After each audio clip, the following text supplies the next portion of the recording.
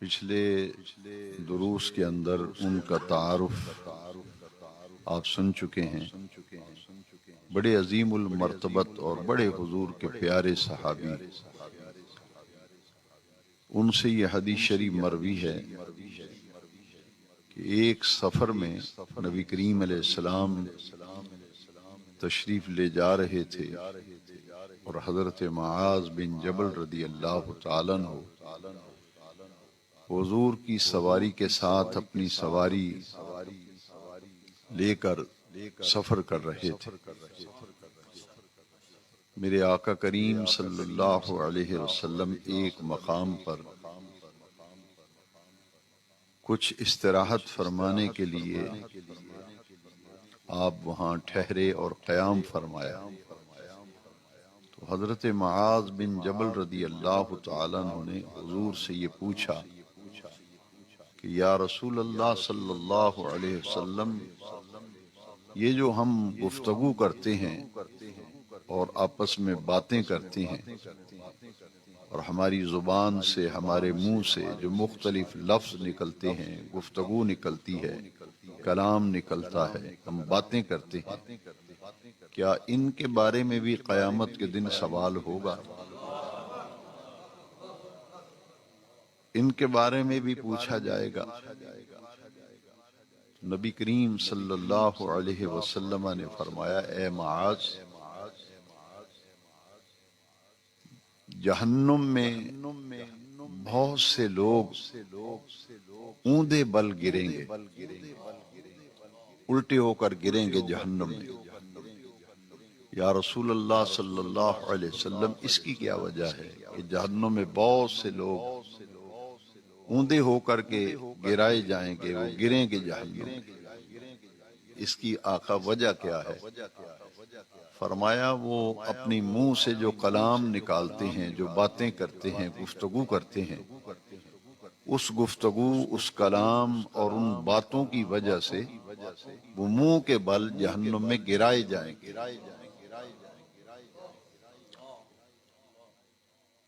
اور حضور نے ارشاد فرمایا، حصائد السنتکم، یہ تمہاری زبانوں کی کھیتیاں ہیں۔ آخرت جو ہے، یہ زبان کھیتیوں کی صورت میں ہے کہ جس طرح کی فصل آدمی بیج بوتا ہے، اسی طرح کی فصل کاٹتا ہے۔ جب کوئی آدمی بد کلامی کرتا ہے، زبان کا استعمال بغیر سوچے سمجھے کرتا ہے، گالی گلوچ کرتا ہے، ہنسی مذاق میں ایسی باتیں کہہ جاتے ہیں جو حقیقت کے خلاف ہوتی ہیں، آداب گفتگو کے خلاف ہوتی ہیں، تو جب کوئی آدمی ایسا لفظ بولتا ہے، ایسی بات کرتا ہے، تو ایک ایسا درخت، اس میں ایک فصل ایسی جو جھاڑی دار، کانٹے دار، اور ایک وہ زبان سے جملے نکلتے ہیں جس سے جنت میں باغات لگتے ہیں، اور جیسا انسان کلام کرتا ہے ویسی ہی وہ فصل کاٹ لے گا۔ یہاں حصائد فرمایا گیا، یہ کھیتیوں کو کہا گیا۔ فصل دو قسم کی ہوتی ہے، ایک یہ ہے کہ درخت قائم رہتا ہے، درخت وہ اپنی جگہ قائم رہتا ہے، سال کے بعد اس کا پھل توڑ لیا جاتا ہے، وہ اپنی جگہ درخت برقرار ہے، کئی کئی سال تک درخت پھل دیتا ہے۔ یہاں وہ درخت مراد نہیں پھلدار درخت، جیسے آم کا درخت ہے، کھجوروں کے درخت ہیں، سیب کے باغات ہیں، وہ تو درخت تو قائم ہے لیکن سال کے بعد اس کا پھل توڑ لیا جاتا ہے۔ یہاں کھیتیاں فرمایا گیا، ایک فصل وہ ہے جیسے گندم ہے، چاول ہے، گنا ہے، یہ فصل کاٹ لی جاتی ہے، یہ فصل کاٹ لی جاتی ہے، تو حضور نے فرمایا حصائد السنتکم، یہ ایسی کھیتیاں پھر وہاں ہوں گی، تم جو بیج بوؤ گے اس سے وہ کھیتی اگے گی، وہی تم قیامت کے دن کاٹو گے۔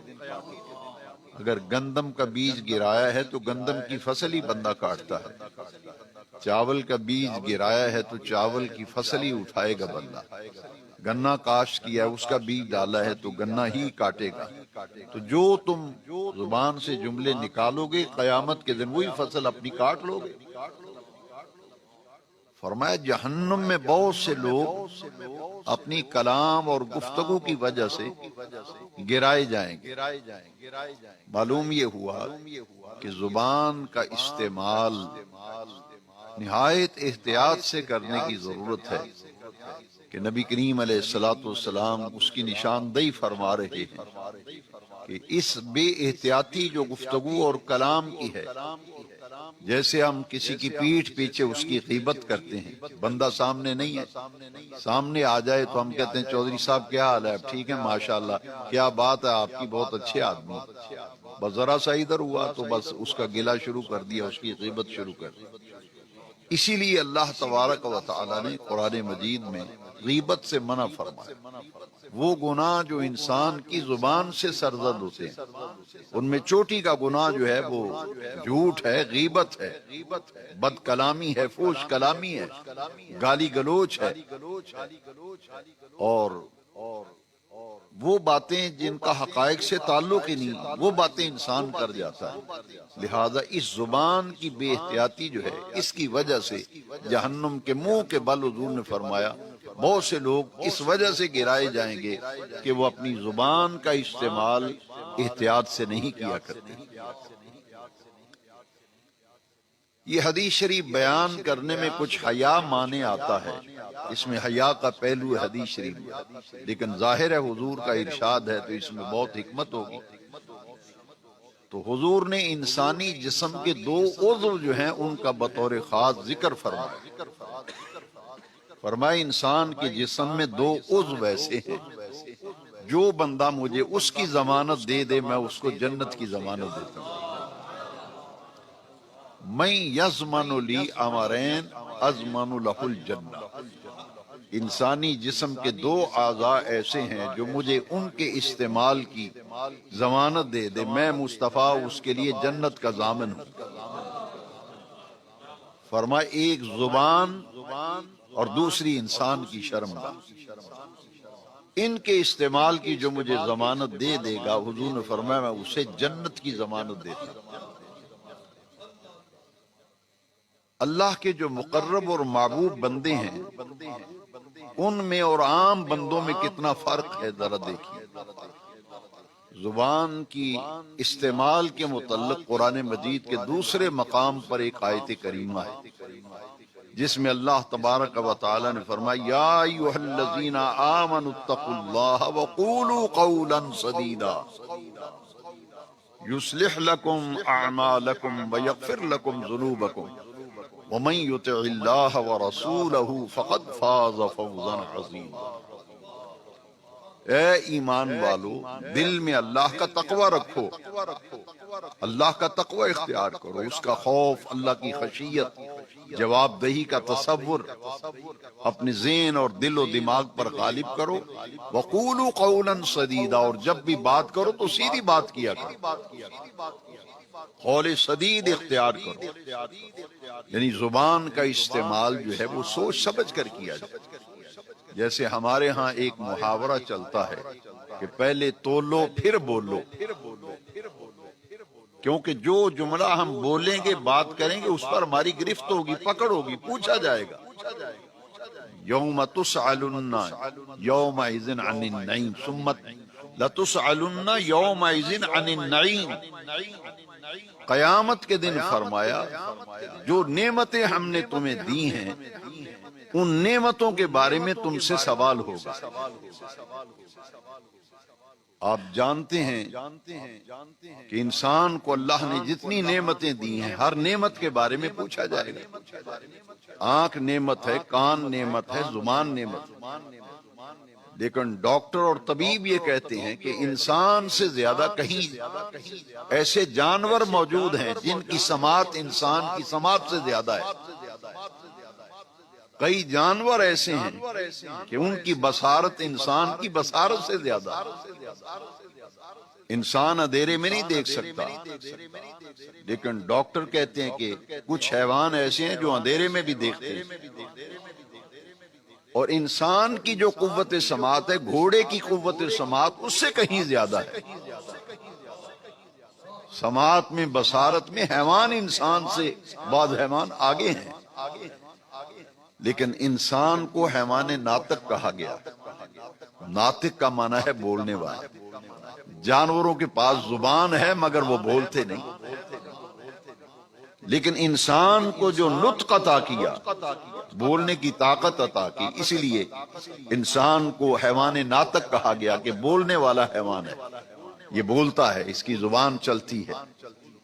اب یہ زبان کی جو نعمت ہے، جیسے فرمایا ثم لتسألن یومئذ عن النعیم، جو نعمت بھی اللہ نے دی ہے اس کے بارے میں قیامت کے دن سوال ہوگا، پوچھا جائے گا۔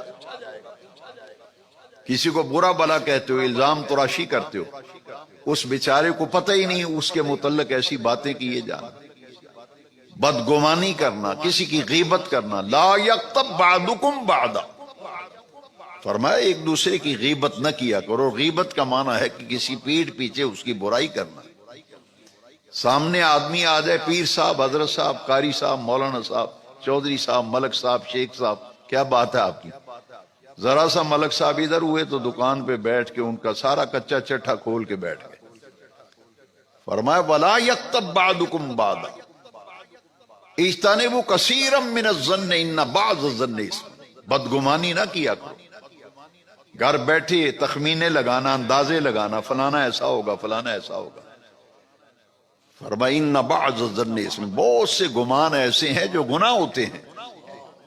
انسان کسی کے متعلق کو خیال یا گمان بنا لے اور اس کے اندر وہ دور سے بھی اس کا کوئی تعلق و واسطہ نہ ہو، تو قیامت کے دن پھر اس کا جواب دینا پڑے گا یا نہیں دینا پڑے گا؟ پھر جو زبان سے ہم جملے بولتے ہیں ان کا جواب دینا پڑے گا۔ بغیر سوچے سمجھے گفتگو کرنا، بغیر سوچے سمجھے کلام کرنا، یہ اسلام کے نزدیک سخت ناپسند ہے۔ اللہ کے جو مقرب بندے ہیں اور عام بندے میں کتنا فرق ہے؟ آپ سب رحمان کے بندے ہیں یا نہیں؟ بولیے ہیں نا؟ سب رحمان کے بندے ہیں، سب اللہ کے بندے ہیں۔ لیکن آج کے درس میں نے حدیث شریف آپ کو پہلے سنا دی، اور جو آیت کریمہ تلاوت کی ہے اس کو بعد میں بیان کر رہا ہوں، تاکہ وہ پوری ہمارے ذہن میں وہ خاکہ آ جائے کہ ہمارا دین ہم سے کیا مطالبہ کرتا ہے، ہمارا دین ہم سے کیا چاہتا ہے کہ ہم کیسے مومن بنے، کیسے مسلمان بنے، دین ہمیں کیسا دیکھنا چاہتا ہے۔ وَعِبَادُ الرَّحْمَنِ الَّذِينَ يَمْشُونَ عَلَى الْأَرْضِ حَوْنًا وَإِذَا خَاطَبَهُمُ الْجَاهِلُونَ قَالُوا سَلَامًا، یہ سورہ فرقان ہے جو 19ویں پارے میں ہے، 18ویں سے شروع ہوتی ہے، 19ویں پارے میں ہے سورہ فرقان۔ اس کی آیت نمبر 64 اور 65 جو ہے، دونوں کو میں نے تلاوت کرنے کا شرف حاصل کیا۔ اس میں جو ترتیب آ رہی ہے، جو حدیث شریف میں نے حضرت معاذ بن جبل رضی اللہ تعالیٰ عنہ کے حوالے سے حدیث شریف سنائی، اس حدیث کو اب ہم قرآن کی آیت کی روشنی میں سمجھ رہے ہیں۔ اللہ کریم نے فرمایا وَعِبَادُ الرَّحْمَنِ، رحمان کے بندے وہ ہیں۔ آپ بھی رحمان کے بندے ہیں، ہر کوئی رحمان کا بندہ ہے، لیکن یہاں مراد کیا ہے؟ رحمان کے پسندیدہ بندے۔ ویسے تو ہر بندہ ہی رحمان کا بندہ ہے، لیکن فرمایا یہ سن لو کہ رحمان کو بندوں میں سے، اپنے بندوں میں سے کون سے بندے پسند ہیں، کون سے بندے جو ہیں وہ محبوب ہیں خدا کے۔ وَعِبَادُ الرَّحْمَنِ الَّذِينَ يَمْشُونَ عَلَى الْأَرْضِ حَوْنًا، پہلی نشانی یہ بیان فرمائی کہ رحمان کے پسندیدہ بندے اور محبوب بندے وہ ہیں یمشون علی الارض حونا، جب وہ خدا کی زمین پہ چلتے ہیں تو بہت آہستگی کے ساتھ چلتے ہیں، پیر مار مار کر زمین پر نہیں چلتے، اکڑ اکڑ کے نہیں چلتے، لوگوں کو دکھاتے نہیں کہ میں جا رہا ہوں۔ یمشون علی الارض حونا، آہستگی کے ساتھ خدا کی زمین پہ چلتے ہیں۔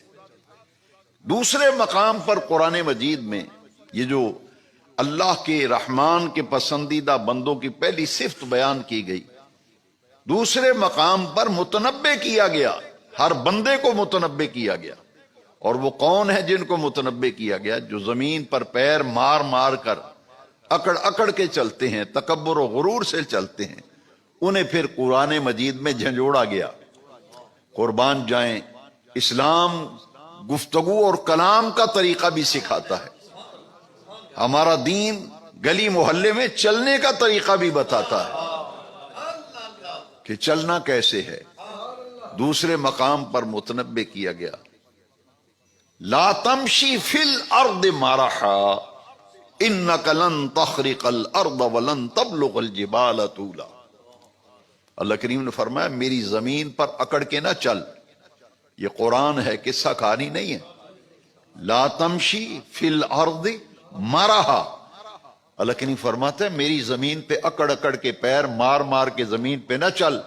انک لن تخرق الارض ولن تبلغ الجبال طولا، اگر اکڑ کے چلے گا، زمین پہ پاؤں مار کے زور زور سے چلے گا، نہ تو میری زمین کو تو پھاڑ سکتا ہے، وَلَن تَبْلُغَ الْجِبَالَ، نہ پہاڑوں کی بلندیوں کو تو پہنچ سکتا ہے۔ تو پھر یہ تیری اکڑ کس لیے ہے؟ یہ تکبر کس لیے ہے؟ لا تمشی فی الارض مرحا انک لن تخرق الارض ولن تبلغ الجبال طولا۔ یہاں فرمایا پھر وَعِبَادُ الرَّحْمَنِ الَّذِينَ يَمْشُونَ عَلَى الْأَرْضِ حَوْنًا وَإِذَا خَاطَبَهُمُ الْجَاهِلُونَ قَالُوا سَلَامًا۔ جب انہیں کوئی ان سے کو بحث کرتا ہے، جھگڑتا ہے، الجھتا ہے، اذا خاطبہم الجاہلون، کسی سے ان کا واسطہ پڑتا ہے، اس سے بات چیت کرنی پڑتی ہے، گفتگو کرنا پڑتی ہے۔ مثال کے طور پر دو آدمی ہیں، سگے بھائی ہیں، دوست ہیں، یا عزیز و اقارب میں سے کسی مسئلے پر بیٹھ کر بات کر رہے ہیں، لیکن اس کا لہجہ ہی بڑا تلخ و ترش ہے، وہ تو گلے کو پکڑنے کے لیے آ رہا ہے، جاہلانہ گفتگو کر رہا ہے۔ یہاں جاہل سے کیا مراد ہے؟ یہاں نقطہ غور کیجئے، میں آپ سب کی توجہ چاہوں گا۔ اذا خاطبہم الجاہلون، جب جاہل سے اس کا جاہلوں سے واسطہ پڑتا ہے تو ان سے لڑتا جھگڑتا نہیں، بحث نہیں کرتا، کیا کرتا ہے؟ انہیں سلام کہہ کے وہاں سے رخصت ہو جاتا ہے کہ بھائی اب تم میری بات سننے کے موڈ میں نہیں ہو، میری بات کو سمجھ نہیں رہے، یا میں آپ کو نہیں سمجھا رہا، یا میں آپ کی بات کو نہیں سمجھ رہا، تو آپ تو بات ہی الٹی کر رہے ہیں، جھگڑ رہے ہیں، بحث کر رہے ہیں، الجھ رہے ہیں مجھ سے، تو میں تم سے بحث نہیں کرنا چاہتا، الجھنا نہیں چاہتا۔ وہ سلام کہہ کے وہاں سے چلا جاتا ہے، جب آپ کا موڈ ٹھیک ہوگا پھر بیٹھ کے بات کر لیں گے۔ یہ رحمان کے بندوں کی ایک خوبی ہے، وہ جھگڑا نہیں کرتے، الجھتے نہیں، بحث و تمیز نہیں کرتے۔ یہاں اللہ کریم نے جاہل کا لفظ بولا، جاہلون قرآن مجید میں استعمال فرمایا، جاہل کی جمع جاہلون۔ لیکن یہ جاہل ہماری ہاں اردو اور پنجابی میں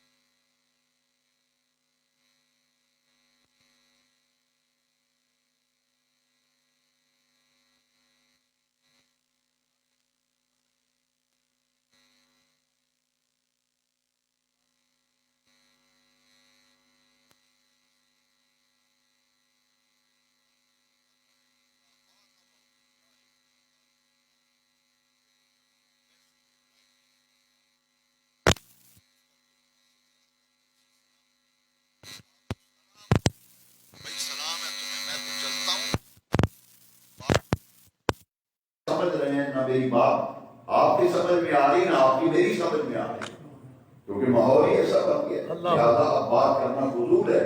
وہ اس بحث کو توالت نہیں دیتے، جھگڑا بڑھاتے نہیں، وہ سلام کہہ کر وہاں سے چلے جاتے ہیں۔ اچھا پھر دیکھا جائے گا، بیٹھے گے تو بات کریں گے۔ وَعِبَادُ الرَّحْمَنِ الَّذِينَ يَمْشُونَ عَلَى الْأَرْضِ حَوْنًا وَإِذَا خَاطَبَهُمُ الْجَاهِلُونَ قَالُوا سَلَامًا۔ یہاں رحمان کے پسندیدہ بندوں کا ذکر کیا ہے، یہ فرق ہے جتنے بھی اللہ کے مقرب بندے ہیں، اللہ کے مقبول و محبوب بندے ہیں، ان میں اور عام بندوں میں یہ فرق ہے۔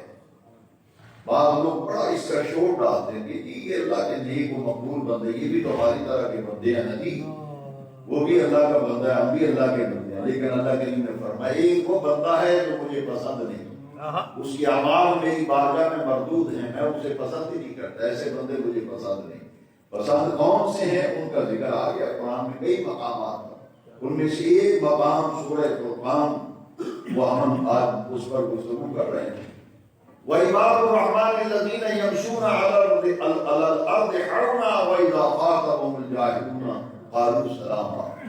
دو خوبیاں بیان کرنے کے بعد اب تیسری خوبی سن لے گا۔ بسم اللہ۔ الذین یبیتون لربہم سجدا وقیاما۔ سبحان اللہ، سبحان اللہ۔ تیسرا ان کا وصف، تیسری خوبی اور صرف بیان کی گئی۔ الذین یبیتون لربہم، بعد یبیتوں کا معنی ہوتا ہے رات بسر کرنا۔ اللہ کریم فرماتے ہیں میرے پسندیدہ بندے وہ ہیں جن کی راتیں بسر ہوتی ہیں۔ ان کی راتیں کس طرح بسر ہوتی ہیں؟ لربہم، ان کی راتیں اپنے رب کے لیے بسر ہوتی ہیں۔ وہ اپنے پروردگار کے لیے راتیں گزارتے ہیں، لربہم، اپنے رب کے لیے رات گزارتے ہیں۔ کیسے گزارتے ہیں؟ سجداً وقیاما، کبھی سجدے میں رات گزر جاتی ہے، کبھی قیام میں گزر جاتی ہے۔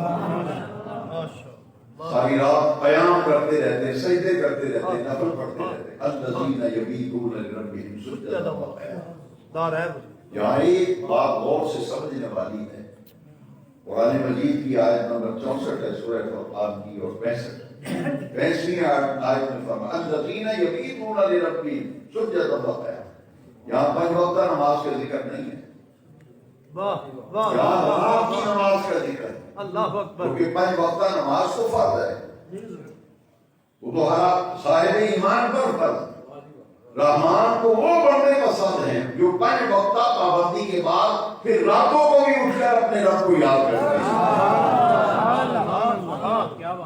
اگر 5 وقتہ نماز وہ بھی پڑھتے ہیں یہ بھی پڑھتے ہیں، بات تو برابر ہوگی۔ رحمان کو اس لیے پسند ہے کہ 5 وقتہ نماز تو پابندی سے پڑھتے ہی پڑھتے ہیں، لیکن کبھی کبھی یہ راتوں کو اٹھ کر مجھے مناتے ہیں، منانے کے لیے اور راضی کرنے کے لیے۔ کبھی قیام میں ہوتے ہیں، کبھی سجدے میں ہوتے ہیں۔ یہ رات کی نماز کا ذکر ہے، بلکہ رات گزارنے کا ذکر ہے۔ 5 وقتہ نماز میں تو دن میں بھی نمازیں ہیں، اس لیے مفسرین کرام نے فرمایا یہاں 5 وقتہ نماز مراد نہیں ہے، وہ تو اس کے پابند ہوتے ہیں رحمان کے بندے۔ یہاں تو رات بسر ہونے کی بات ہو رہی ہے کہ ہماری راتیں کیسے بسر ہو رہی ہیں۔ فجر کی اذان تک ہماری قوم جاگتی ہے، اور جیسے ہی اذان ہوتی ہے پھر سو جاتے ہیں میٹھی نیند۔ قرآن کہہ رہا ہے کہ پھر فرق یہی ہے ہر بندے میں، رحمان کے بندوں میں، عام بندوں میں یہ فرق ہے کہ ان کی راتیں غفلت میں گزر رہی ہیں، معصیت میں گزر رہی ہیں، نافرمانی میں گزر رہی ہیں، اور یہ وہ بندے ہیں جو رب کو منانے کے لیے راتوں کو جاگتے ہیں، اور جاگ کر کیا کرتے ہیں؟ سجدا وقیاما، عبادت کرتے ہیں اپنے رب کی۔ الذین یبیتون لربہم سجدا وقیاما۔ کتنی خوبیاں ہو گئیں؟ 3۔ اور چوتھی خوبی بڑی اونچے درجے کی خوبی ہے۔ یہ بعض اوقات نماز کا پابند بندہ ہو، روزے پابندی سے رکھتا ہو، اس کے ذہن میں ایک عجیب سی بات پیدا ہو جاتی ہے، لیکن اسلام یہ کہتا ہے کہ عبادت گزار، اللہ کا شکر کرو، 5 وقتہ نماز پڑھتے ہو، روزہ رکھتے ہو، قرآن پڑھتے ہو، حرام سے بچتے ہو، تو شکر کرو خدا کا۔ لیکن اللہ کریم نے ایک اور ان کی خوبی بیان فرمائی۔ وہ خوبی کیا ہے؟ الذین یقولون، اللہ کی اطاعت بھی کرتے ہیں، راتوں کو جاگتے بھی ہیں، کوئی بحث کرے، الجھے، جھگڑا کرے تو انہیں سلام کہہ کے وہاں سے چلے جاتے ہیں، زمین پہ چلتے ہیں تو نرمی سے چلتے ہیں، ہے جی۔ اللہ کریم فرمایا پھر کیا کرتے ہیں؟ الذین یقولون، جو پھر ہاتھ اٹھا کر میری بارگاہ میں پھر دعا مانگتے ہیں۔